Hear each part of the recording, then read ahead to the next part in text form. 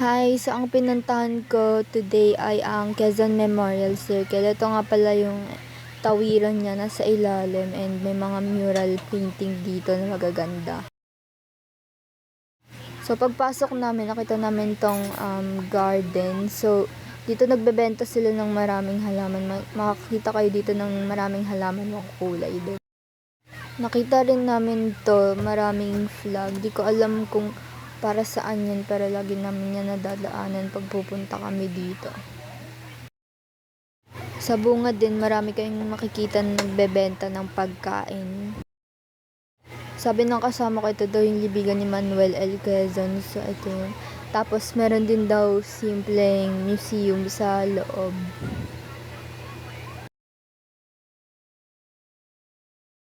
Dito naman yung fountain. So, ngayon wala siyang fountain. Tuwing gabi umiilaw siya. Lalo na kapag may holiday, maraming pumupuntang tao dito. So, ngayon wala siyang tubig. Siguro kasi wala namang tao na manonood.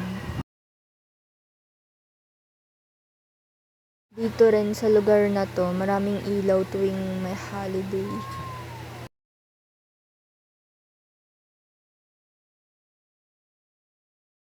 So, ito naman yung pinakabilihan ng pagkain ng circle. So, marami nagbebenta dito like milk tea, may shawarma, may mga burger. So, marami kayong pagpipilian talaga.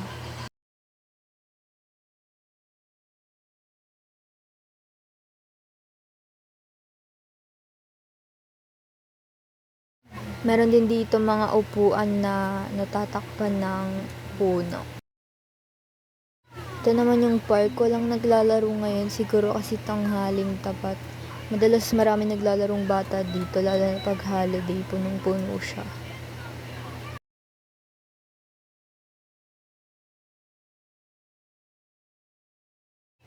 Marami ditong slide, swing, tsaka kung ano-ano pa.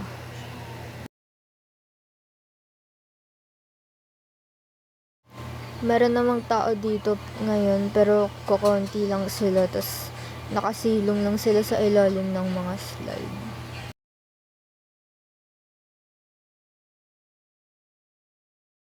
Meron din dito maraming upuan tsaka lamesa, tsaka mga puno din, kaya natatakpan kayo pag uupo kayo.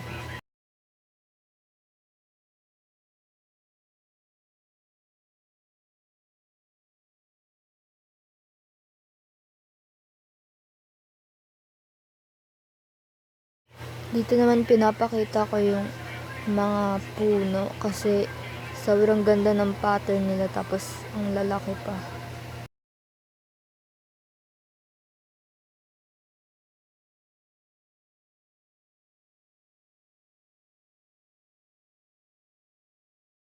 Andito naman yung kasama ko, kita nyo, natatakpan siya ng puno kaya hindi siya naiinitan habang nakaupo siya dyan, nagsa-cellphone.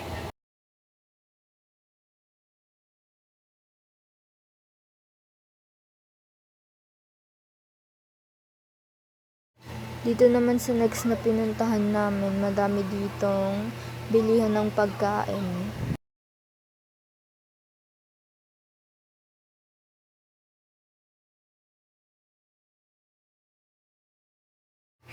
So, marami dito nagbebenta ng pagkain hanggang dun siya sa dulo. Meron din dito mga upuan tsaka lamesa, makikita nyo sa gilid. So, medyo naaarawan siya.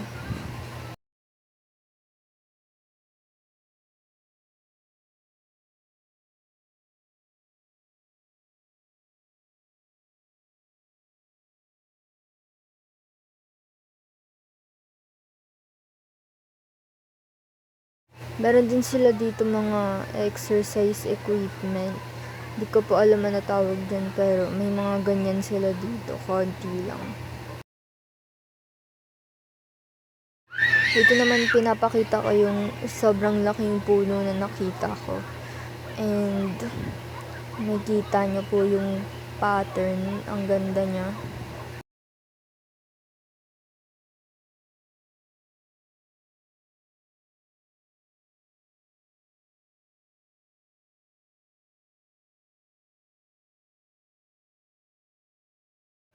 Nakita rin po namin tong statue. Dalawa po yan. Hindi ko na-videohan yung isa.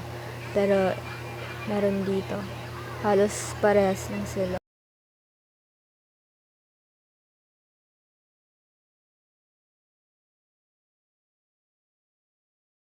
Ito naman yung lugar na nakita namin na halos walang tao. Sobrang dami niyang halaman tsaka puno.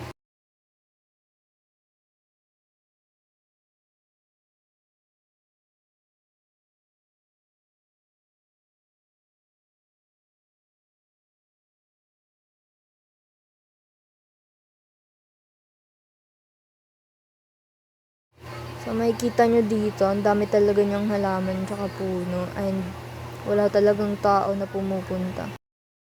And may nakita rin kaming ganito. Ang ganda niya, may mga painting siya, tas ilaw na hindi umiilaw. And nalalaglagan siya ng mga dahon, kaya mas maganda. So yun lang po yun. And wala naman masyadong meron sa circle. Pwede kayo mag-picnic dito or kaya hangout kasama ng mga friends nyo.